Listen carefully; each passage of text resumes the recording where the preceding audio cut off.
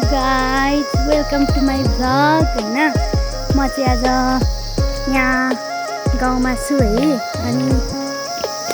आयो झन्डै गरी मऱ्यो म चाहिँ गाउँमा छु म चाहिँ करेसाबारी हेर्नु हिँडेको कि तर करेसाबारीमा चाहिँ केही छैन रहेछ गाइज कति अप्ठ्यारो बाटो हो होइन करेसाबारी झर्नु पनि करेसाबारीमा केही छैन रहेछ गाइस आलु रहेछ अनि लसुन रहेछ ओ माई गॉड हाम्रो तुम्माले यहाँनिर यस्तो टिपेर राख्नु भएको रहेछ भरेको लागि सब्जी होला होइन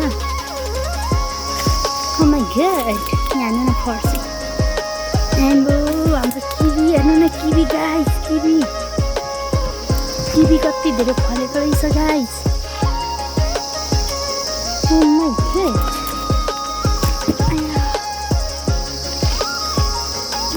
किवी हेर्नुहोस् किवी कति धेरै छ गाइस चाहियो भने आउनु होला मलाई सम्पर्क गर्नु होला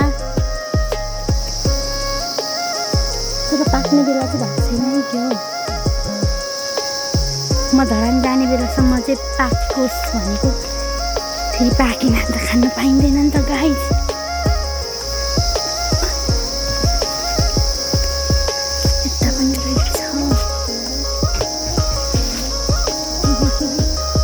ठुलो दाना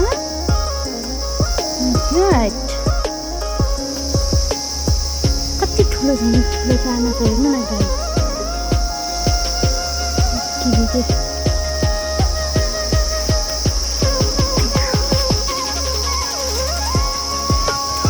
यता त हाम्रो के पनि छैन रहेछ उँधो लाग्यो होइन उँधो लाग्यो हाम्रो के भन्छ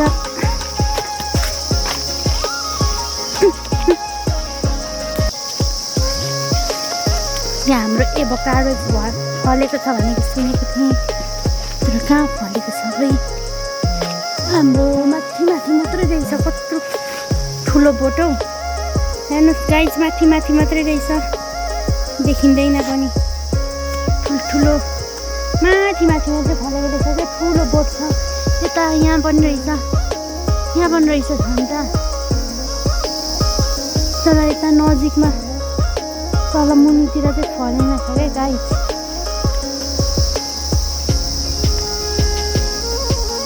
हाम्रो यहाँ अर्को एभोकाडोको बोट तर यो चाहिँ फलेको छैन यो चाहिँ बच्चै छ यो चाहिँ फलेको छ माथि रहेछ अग्लो छ रुख त्यही भएर भेटिँदैन यहाँ सुन्तला पनि फलेको छ गाइस तर यो फर्सीको बोटले सबै घेरिरहेछ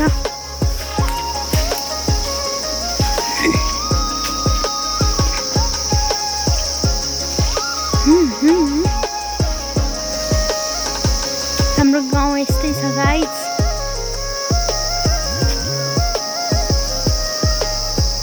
घरै देखिँदैन रहेछ गाइस हाम्रो त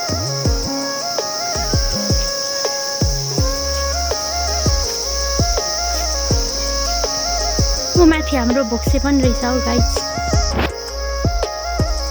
माथि भोक्से छ हेर्नु होला यो रुद्राक्षीको बोट र यो सिन्कौलीको बोट चाहिँ कत्रो ठुलो भएको क्या हाम्रो कत्रो ठुलो भयो हाम्रो यति नै रहेछ गाइस केही पनि छैन रहेछ अरू विशेष भनेको यो एभोकाडो र यो किवी रहेछ होइन अरू केही पनि छैन रहेछ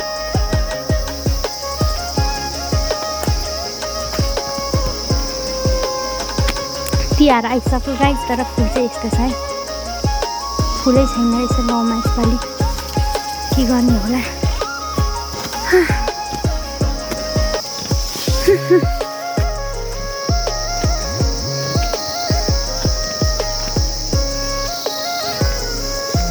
आमानी कालीलाई रुवाएर हेर यो पनि अमिलो फलिरहेको छ है गाइस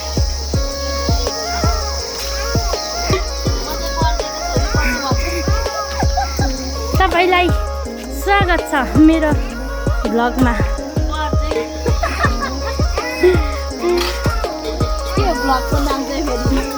मेरो भ्लगको नाम अमिता कामलाई। यस कालु के भयो मेरो कालीलाई के गर्नु